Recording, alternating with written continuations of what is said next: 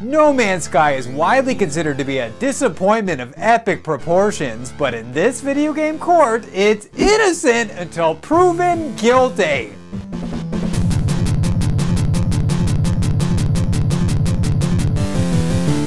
Court is now in session for a space-tacular episode of Innocent Until Proven Guilty. We've reached the end of 2017 and the critics are busy putting together the list of the worst offenders to plague the console and PC market over the last 300 plus days, so there's no better time to finally bring one of last year's most notorious culprits to trial. From the small British studio Hello Games, here's the notorious and despised No Man's Sky. Released in August 2016 for the PC and PS4, No Man's Sky, for better or worse, is an anomaly that's very hard to categorize. To boil it down to a basic summary, No Man's Sky is a sci-fi themed space exploration simulator that brings a whole new meaning to the term open world, as it boasts an immense universe comprised of over 1 trillion planets. As such, it would literally be impossible to cover everything that No Man's Sky has to offer, especially since the already gargantuan amount of content grew even larger recently with the release of the Atlas Rises update, but I played it long enough to get a proper feel, and I can now answer the burning question. Is this infamous Hello game as bad as it's made out to be? And does the highly anticipated expansion correct all of the issues that led to its aforementioned negative reputation? Let's take a closer look to find out. Much to my surprise, No Man's Sky begins with very little fanfare. On the first of 2 separate recording sessions I conducted to replicate the pre- and post-patch experience, the company logo segued into a lengthy title screen and then immediately dropped me onto a random planet with nary a listed objective in sight.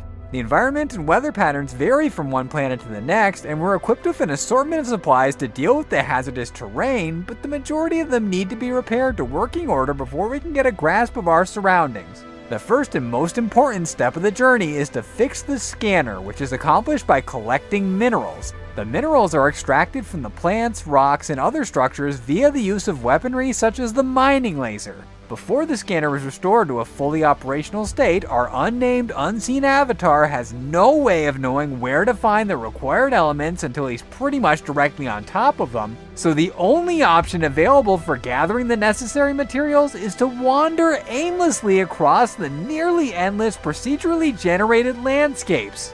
Fortunately, the essential tools for survival are fueled by carbon, iron, and other common substances, so it shouldn't take that long for the intergalactic traveler to be brought back to optimal status and given free rein as to which task to pursue next. We can remain on the starting planet and mine it for all it's worth, visiting all of the green dot indicated waypoints in the process, or we can branch out and live up to the aforementioned title, requiring, you guessed it, mineral collecting to recharge the ship's navigation systems. These precious elements are the pivotal key for making progress in No Man's Sky, and I spent countless hours grinding away on a joyless scavenger hunt as the minimal musical accompaniment in the background exaggerated the tediousness.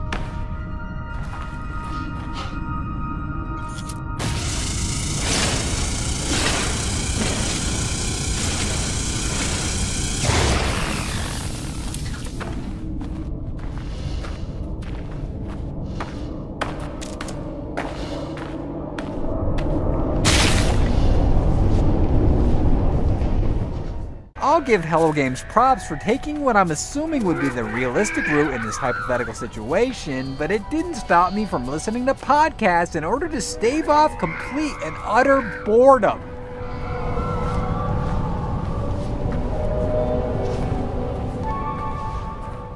In spite of the audio department's insistence on lulling me to sleep, I prevailed in my quest and was successful in blasting off into alien territory, but I hit a few road bumps in the form of the many enemies and obstacles encountered along the way.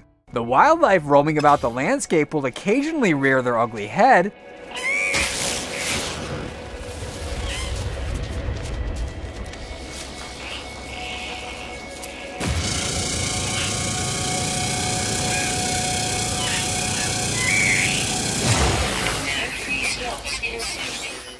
The Sentinel boss can be accidentally triggered to unleash waves of destruction, and even the environment itself can send the anonymous protagonist into an early grave if we don't sustain the hazard protection and life support meters. These vital gauges are located in the lower left-hand corner of the screen and serve as a ticking time bomb, requiring constant mineral feedings to avoid the disastrous consequences, so our hero's fate lies in his or her ability to speedily fly and sprint through the vast surroundings to gather the healing elements. The run and flight mechanics can be utilized at the click of a button, but only for a short duration before the respective bars bottom out, causing our nameless character to either plummet to the ground, receiving damage if they drop from a significant height, or return to a regular panting walking pace. Luckily, there are extra items that will permanently increase the stamina of both techniques, and the meters will automatically refill over time even when depleted, but it's still best to practice restraint by not overusing these very helpful tools. As we dive deeper into the endless depths of Hello Games' passion project, we'll interact with a variety of alien creatures, some of them friendly, others not so much.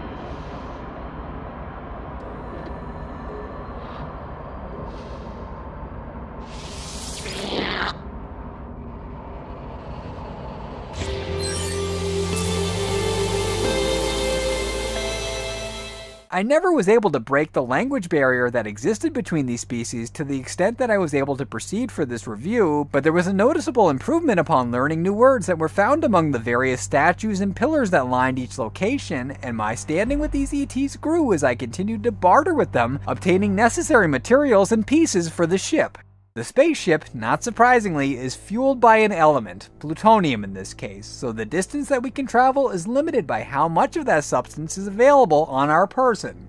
Not only that, but we can't gain full access to the infinite sea of space until the hyperdrive is activated, and that is complicated. The blueprint for the hyperdrive is acquired from the alien at the initial off-world base, but the device itself is brought online through the combination of the dynamic resonator and a surplus of heridium. The former can be most easily attained by trading in any unwanted junk at the local merchants, but the latter is amassed from specifically marked blue-tinged mountainous crags which are undetected by the scanner, so it may take quite a while to discover them. Once this arduous chore is finished, all that's needed to enable galactic travel is to concoct the warp cell power source. The warp cell is crafted from a mixture of antimatter and thamium-9, and luckily for us, the first antimatter sample is received as a gift from another alien friend, and the thamium is common as dirt, so we'll be ready to blast off to the wild blue yonder in no time. Or so I thought. As it turns out, a stock hyperdrive isn't all it's cracked up to be. Instead of the entire No Man's Sky universe opening up to my beck and call, only a tiny fraction of the map became in bounds, and to add insult to injury, I ran out of warp fuel after finishing my first trip! It was at this point when I threw in the towel in my pre-updated playthrough. I had a very different picture in mind of the experience provided by No Man's Sky. The Metacritic rating assured me that it wouldn't be anywhere near the caliber of Mass Effect in regards to style and story, but I didn't expect to be bored to tears from the lack of structure and cohesive narrative, not to mention the endless, aimless exploration that crushed my soul into bits. However, I wasn't done with Hello Games' trash brainchild quite yet, as the Atlas Rises update promised to deliver on the shortcomings that made my original recording sessions so dull. The whopping 7 GB patch made me cautiously optimistic, but did the humongous file size result in an equally impressive quality boost? Yes and no. Atlas Rises produces the virtual equivalent of a facelift to the primitive aesthetic appearance at launch, with motion blur, depth of field, and upgraded texture effects implemented for added polish.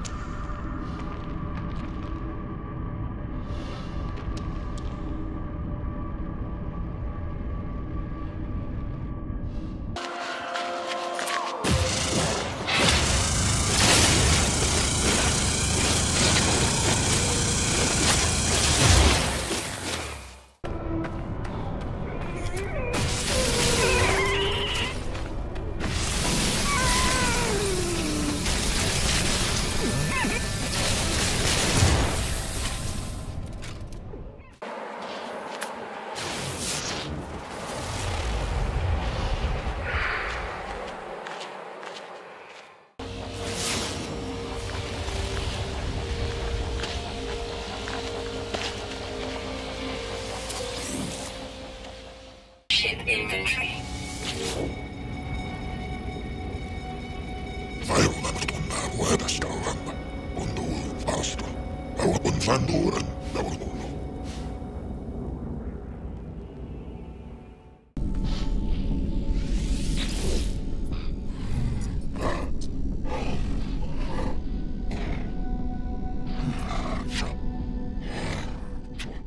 There are fresh play modes which raise the variables to the extreme or remove all barriers for free expression, as well as an interwoven plot that involves learning the history of the Atlas and the meaning of your existence. All of the above and more give a strong impression that the team at Hello was firing in all cylinders and was on a mission to prove the critics wrong, but they ultimately did very little to change my preconceived notions. The core gameplay is pretty much unaltered. We still have to farm for minerals, barter with traders, and explore alien terrains, and the supposed story enhancements are nothing but a quaint novelty.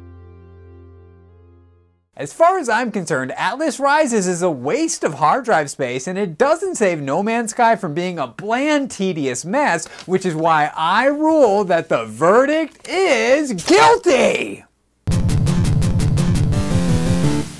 The Hello crew certainly had lofty goals for their flagship property, and I respect them for developing one of the most unique titles I've ever played, but this completely failed to connect with me.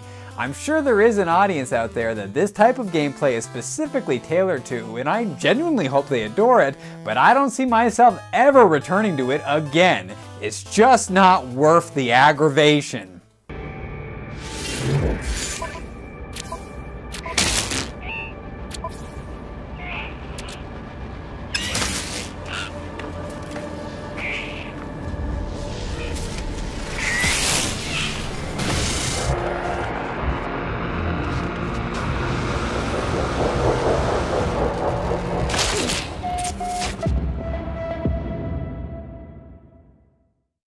Anyway, now that I've condemned this oddity among the usual suspects in the IEPG court, I've got another trial to prepare for. But before I go, I want to plug my buddy Mike Tendo's show, Dude You Haven't Played This Game. He recently reviewed the amazing fan game, Mega Man Unlimited, and he asked me to make a cameo since I inspired him to give it a try. I'll put a link in the description and in the little circle icon in the upper right corner of the screen, so be sure to check that out and return for the exciting final video of 2017. But until then, court is now adjourned!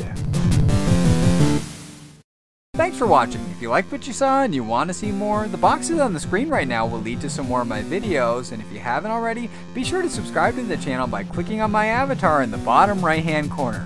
Thanks again!